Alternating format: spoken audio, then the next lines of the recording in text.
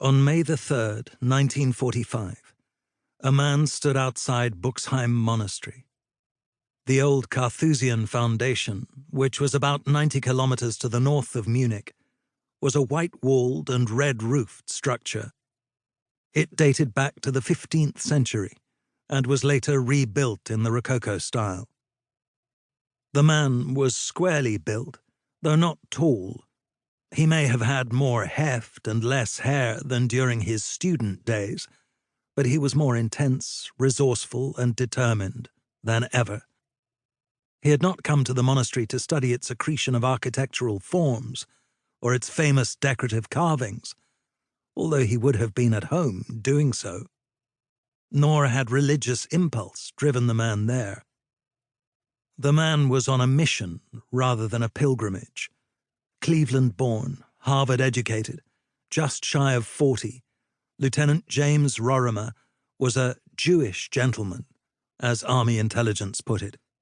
His first major tour of Europe had been entirely different than his present one. Before going off to college, he had studied art at the École Goury in Paris and had traveled in Germany, the land of his paternal ancestors, although his interior designer father had changed the family name from Rohrheimer in 1917, as anti-German prejudice mounted with America's belated entry into the First World War.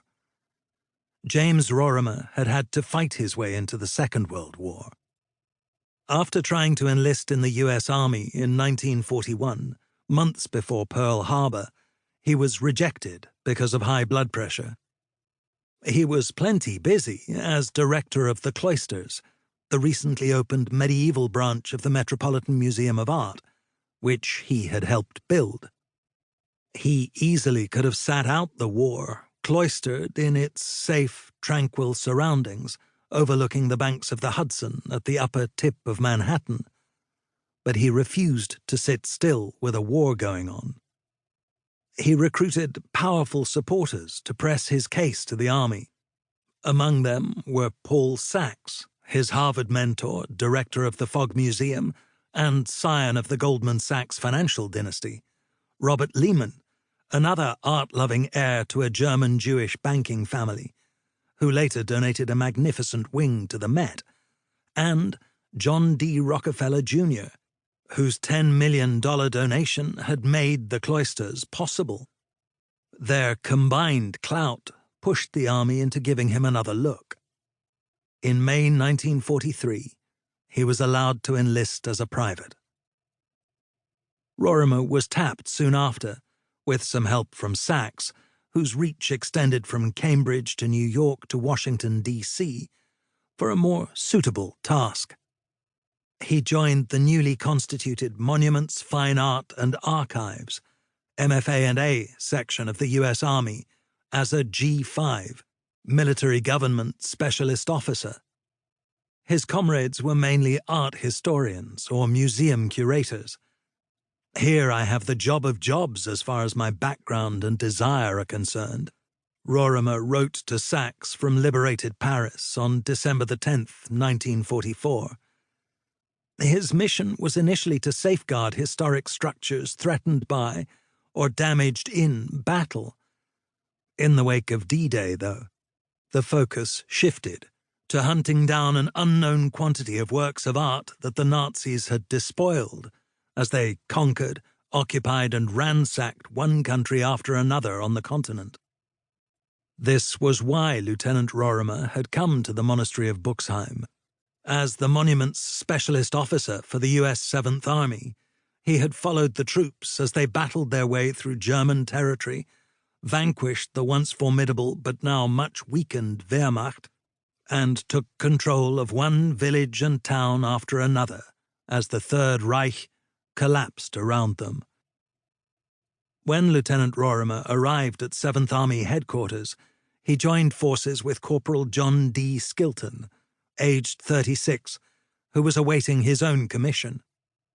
Skilton was delighted to find that he would be working with an old friend he had known from the museum world, and with whom he had been stationed for a time in England.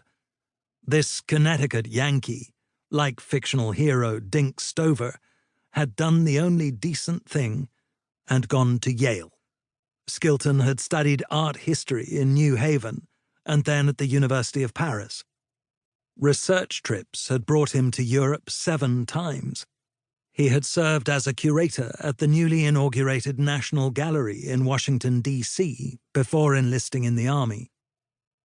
The 2 curators worked together for about a month, from early morning until late at night.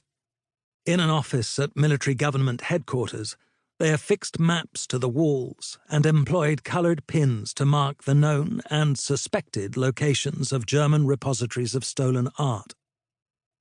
The mission was nearly scotched before it began. In the final days of the war, when the need to move men and materials trumped other concerns, it was difficult for Rorimer to convince his superiors of the importance of the objects that he and Skilton were trying to find. That he was only a lieutenant, and Skilton a mere corporal, did not help their cause. In a moment of desperation, the 2 learned curators even considered stealing a car so that they could hunt down Nazi stolen art. Before they tried to pull off this unlikely heist, a Red Cross worker gave them the only aid they needed. He let them borrow his jeep. On May the 3rd, they set off from Augsburg, which once had been a free imperial city, in a non-military vehicle marked with red crosses. En route, hopeful American soldiers crowded around the jeep in search of coffee and donuts. First aid they were unfortunately unequipped to supply.